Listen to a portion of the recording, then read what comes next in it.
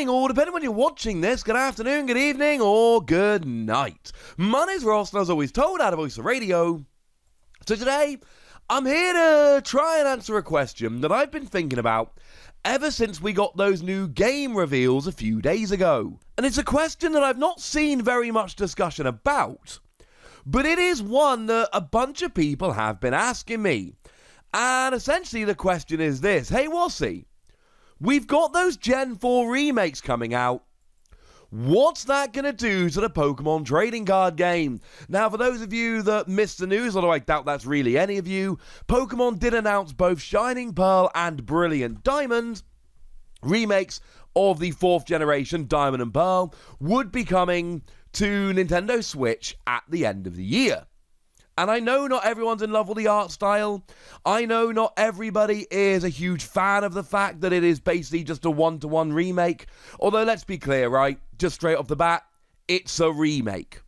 Now, I know that it's kind of one-to-one and what they're really doing is just making the same game. But they're updating the graphics, they're updating the character models, they're updating the music, I imagine. They're doing quality of life improvements, etc. It is a remake. Feel free to not like the art style. Feel free to wish they had put more differences in between this and the original game. But don't tell me it's not a remake. It's obviously a remake. They have remade the game.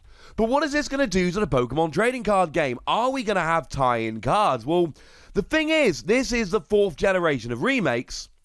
We've had 3 generations of remakes. So we can actually go back now and take a look at what the Pokemon trading card game did for all of the remakes we've seen before, and use that to go and make some predictions. So the first lot of remakes we had were right back on the Game Boy Advance, and it was FireRed and LeafGreen.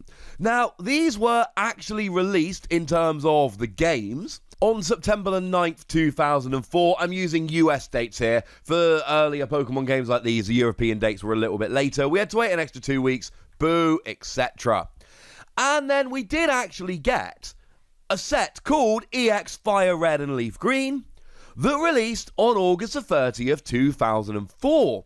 And for those of you paying attention, that means we actually got this trading card game set about a week and a half before the release of the EX FireRed and LeafGreen games. Now, this wasn't the start of a new block or anything like that. It was the 6th set in the EX series. So it was EX FireRed and LeafGreen. It was a series that started with EX Ruby and Sapphire, and we just kind of carried on from there. It was a set which was clearly there to fit in with the games, but it was a set in the EX block. So it wasn't like a new set along those lines of, hey, let's start a new block, let's turn it into the FireRed LeafGreen. No. This is still the Gen 3 version. The EX era was basically Gen 3. But we're going to whip in a little set here for the remakes FireRed and LeafGreen. And if we take a look at the set, it is a Gen 1 set. And when I say a Gen 1 set, I mean a Gen 1 set. Unless I've made a mistake, and I don't think I have, all of the cards from this particular set, they were all Generation 1 Pokemon. What that means is, even though we were in the Gen 3 era, when EX FireRed and LeafGreen came out, we had an expansion which was entirely Gen 1, and this was a 6th, essentially Gen 3 set. And of course, it brought in all of those EXs like Charizard, Blastoise, and Venusaur. And if anybody's wondering if this set is particularly expensive, yes it is. And if anyone's wondering why it's particularly expensive, it's because of those EXs, quite frankly, ladies and gentlemen. These EXs, well, they push the price up a little bit now, don't they? So you know what? In terms of the first remakes, EX FireRed and LeafGreen, yeah, they really did go a little bit all out. And although the following set, EX Team Rocket Returns, did feature a whole bunch of non-Gen 1 Pokemon, it wasn't exclusively Gen 1, it was called Team Rocket Returns, and obviously had a little bit of a focus on Team Rocket, who were the bad guys in Gen 1, although it does need to be said that they were also the bad guys in Gen 2, so I'm going to let you guys wrestle with that one.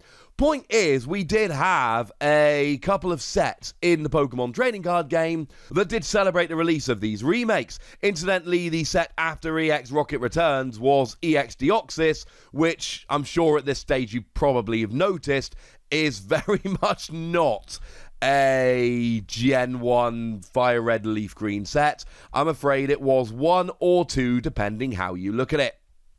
Now, moving on, and it was about 5 years later, half a decade later, well, 6 years really, we got the release of the HeartGold SoulSilver games. Those were the Gen 2 remakes, and they came along on the 14th of March 2010. But a month earlier than that, on February the 10th, 2010, we saw the release of the trading card game expansion, HeartGold SoulSilver. Now, this was weird and interesting, because this actually brought in a brand new block into the Pokemon trading card game. So this wasn't a nice little tie-in set and then back to normal. This was a set that came in after Arceus, and Arceus was the final Platinum set, which of course was a final Diamond and Pearl set. So we essentially had 7 Diamond and Pearl sets, 4 Platinum sets, 11 in total, that's about right. The Diamond and Pearl block naturally ended. A dozen sets is roughly what we generally tend to see for each generation. And then we started a little 4-set mini block, which finished, well, 9 months later, because 3 months per set, 3 sets after the initial one, 9 months later. We basically had a year, because 4 sets, 3 months each, of HeartGold SoulSilver in the Pokemon trading card game. And it introduced a whole bunch of new stuff. We had Pokemon Primes like Donphan. And you're silly if you thought I was going to use any other example than Donphan here. We had Pokemon Legends like Rayquaza Deoxys Legend as an example. And this was a whole new block in the Pokemon trading card game. For about a year, the Pokemon trading card game was based around HeartGold and SoulSilver. Now, the original HeartGold SoulSilver expansion, as you probably would have guessed at this stage, was actually based all around Gen 2 Pokemon. It was a full-on, full-board Gen 2 Pokemon, well, party, really. And that didn't carry on quite as much as we went through. Obviously, other generations did end up sneaking in as we went. But make no mistake about it, this was a real celebration of the HeartGold SoulSilver era.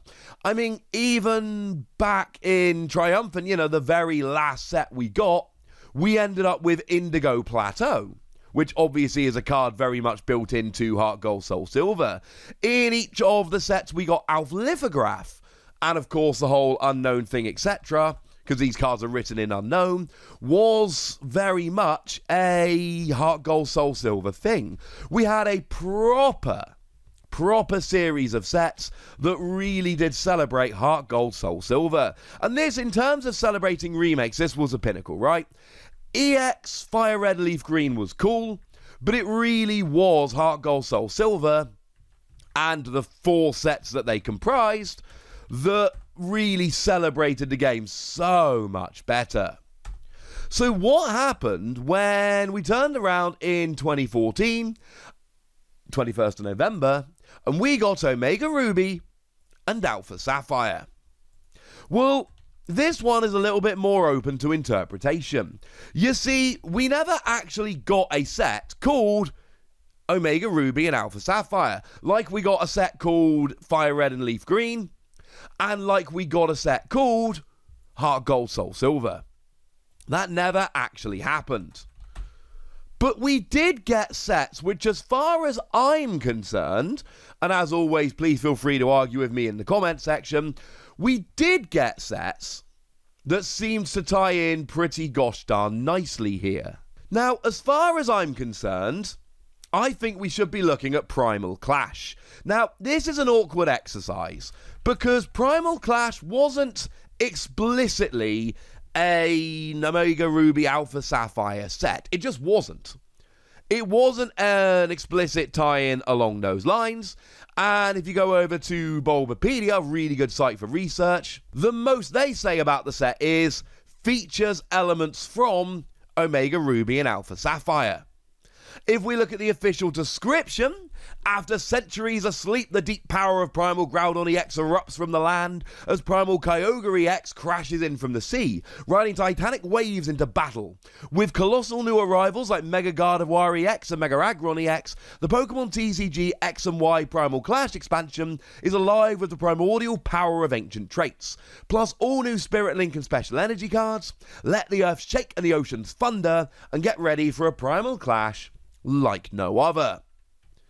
It's not saying Omega Ruby and Alpha Sapphire. Now, to be fair, it did bring in both Primal Groudon and Primal Kyogre into the trading card game, which obviously were the big featured Pokemon from Omega Ruby and Alpha Sapphire. And it did actually bring in ancient traits, and I'm going to use my boy Excadrill here for pretty obvious reasons. But Excadrill had Omega Barrage that let you attack twice in one turn. This was a new thing, and it makes sense to introduce these new mechanics when you have essentially a new... It's not a new block, but I suppose we could look at it as kind of like a little mini reset in the middle of a block, a lap marker, if you will.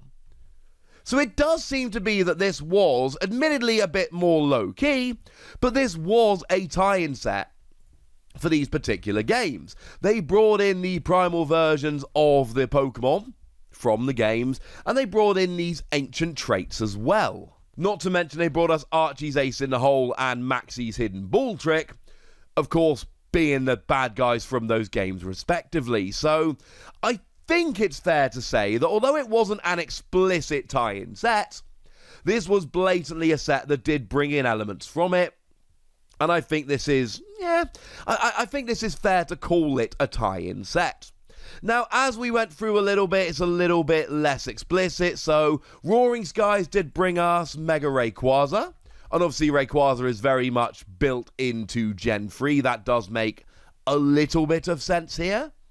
But I think that's probably about as far as we're going here. It really was one set with shades of the following set, but nothing too explicit. But my point here, although the way that Pokemon have handled it has changed throughout the sets, we have had 3 lots of remakes, and I can point to a trading card game set, or multiple, for all 3 that came around at the same time. And it's fun to note that FireRed, LeafGreen and HeartGold, SoulSilver actually came out before the respective games. Primal Clash came out on February the 4th, so you are talking 3 months, well, 2.5 months after the games. So that seems more likely, honestly, nowadays. But the point is, why would they not? Why would we expect that there wouldn't be a tie-in set? I'm even going to go further and say that our February set, which will be Sword and Shield 9, about which we have absolutely no information whatsoever, is going to be a tie-in for these new games. I think that seems like a, honestly, pretty sensible prediction.